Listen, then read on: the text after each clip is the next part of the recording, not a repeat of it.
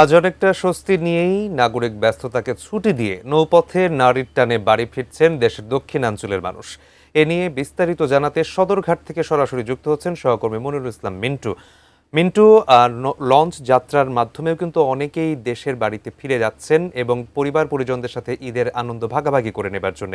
ঠিক এই মুহূর্তে সদরঘাটের কি চিত্র আপনি আমাদেরকে জানাবেন? যাত্রা অনেকটা নির্বিঘ্ন হওয়ার কথা রয়েছে, যেহেতু আগে 2-3 দিন আগে থেকেই ঈদের ছুটি শুরু হয়ে গেছে, বিশেষ করে 17 তারিখ থেকে শুরু হয়ে গেছে।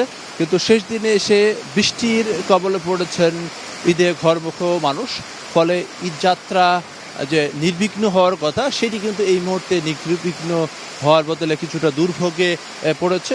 তবে আসার কথা হচ্ছে যে আজকে যারা যাচ্ছেন তাদের ক্ষেত্রে বলবো এই লঞ্চগুলোতে কিন্তু তেমন ভিড় নেই, এবং যারা বিশেষ করে এখন সকাল থেকে চাঁদপুরগামী যে লঞ্চগুলো সেগুলোতে মোটামুটি যাত্রীর চাপ রয়েছে।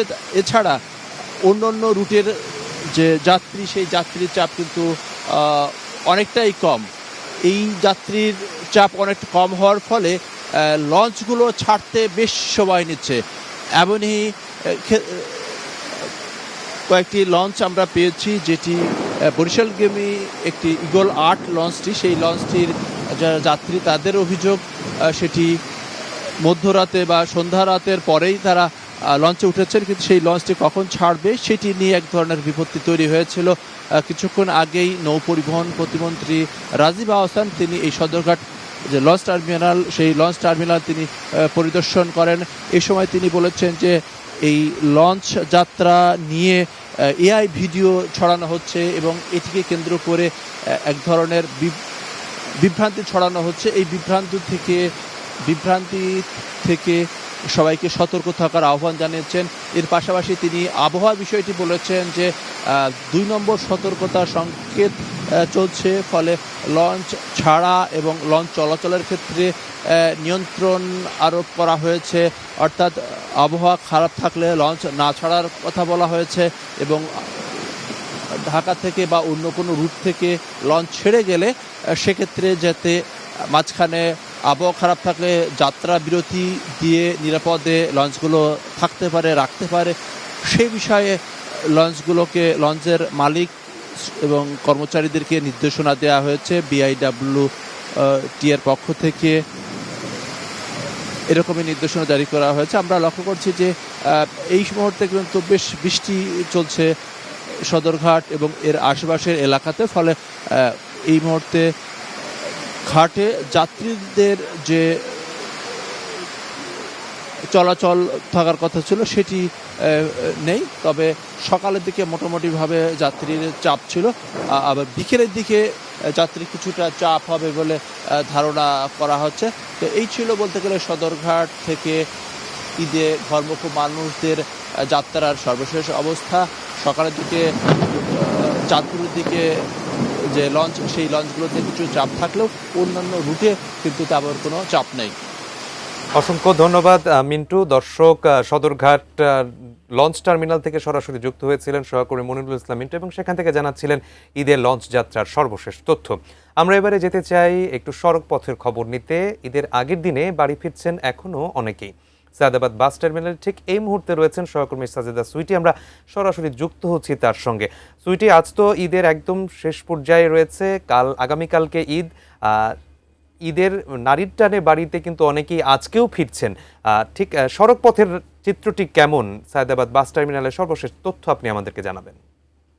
এখন এখানে বৃষ্টি, এবং যারা স্বস্তিতে একটু বাস জানার জন্য এসেছিলেন তাদের এই মুহূর্তে একটু ব্যাগেজ নিয়ে একটু সমস্যা হবে বাসে ওঠা নামার সময়টিতে। কিন্তু যেহেতু বাস খুবই অ্যাভেলেবল, পর্যাপ্ত বাস আছে, টিকিটও মোটামুটি ঠিক দামে তারা পাচ্ছেন, সে কারণে ওই সব দিক দিয়ে স্বস্তি আছে। আর মহাসড়কে যেহেতু যানজটের ভোগান্তিটা এবার নাই সে অর্থে, সে কারণে তারা সময় মতো বাড়ি পৌঁছাবেন, কম ভোগান্তিতে বাড়ি পৌঁছাবেন এই প্রত্যাশা নিয়ে তারা এখানে এসেছেন এই যে ঈদের ঠিক আগের দিন।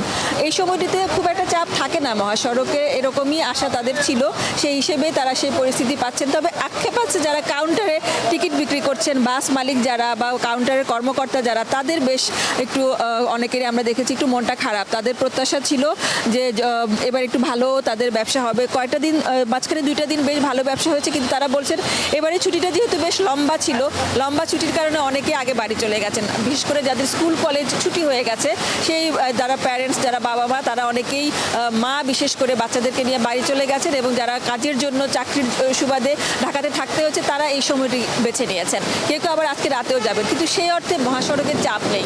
অনেকে আবার বিকল্প পথ বেছে নিয়েছেন, একটু আরামের জন্য কেউ লঞ্চে যাচ্ছেন, কেউ ট্রেনে যাচ্ছেন, আরামের রাস্তাগুলো বেছে নিয়েছেন, ভেবেছেন হয়তো বা মহাসড়কে লম্বা জ্যামে পড়ে থাকতে হতে পারে, কিন্তু সেই অর্থে জ্যাম আসলে নেই। আমরা ড্রাইভারদের সাথে কথা বলেছি, যারা দূরপাল্লার ড্রাইভার থাকেন তাদের অনেক একটা চাপ পড়ে যায় ঈদের সময়টিতে, লম্বা জার্নি তাদের হয়, সেভাবে তারা রেস্ট পান না, একের পর এক ট্রিপ তাদের চালাতে হয়। কিন্তু এবার যেহেতু সেরকম পরিস্থিতি নেই, রাস্তায় জ্যামও নেই এবং বেশি খুব ঘন ঘন ট্রিপ তাদের নেই, সে কারণে একটু বিশ্রাম হয়েছে। আয়ের দিক দিয়ে হয়তো বা তাদের একটু সংকট হবে, কিন্তু ওই যে শারীরিক বা মানসিকভাবে তারা একটু প্রশান্তিতে আছেন। সব মিলিয়ে সড়ক পথে আসলে ঈদের আগের দিনটিতে আমরা জ্যাম এখনও নাই, এবং আজকে রাত পর্যন্ত কোনো সেরকম চাপ থাকবে না।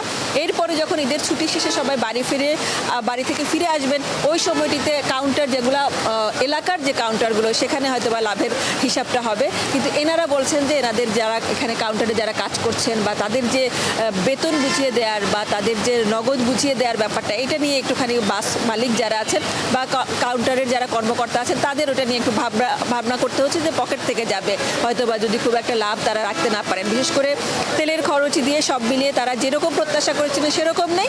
তবে সার্বিক পরিস্থিতি বেশ ভালো। ঈদযাত্রার ভোগান্তি আমরা সেভাবে কারো কাছে আমরা পাইনি। যাত্রীদের সাথে আমরা কথা বলেছি, তারা তাদের স্বস্তির কথাই জানাচ্ছেন। অসংখ্য ধন্যবাদ সুইটি। দর্শক, সায়েদাবাদ বাস টার্মিনাল থেকে সরাসরি যুক্ত হয়েছিলেন সাজেদা সুইটি, এবং তিনি সেখান থেকে জানাচ্ছিলেন সড়ক পথে ঈদ যাত্রার সর্বশেষ তথ্য।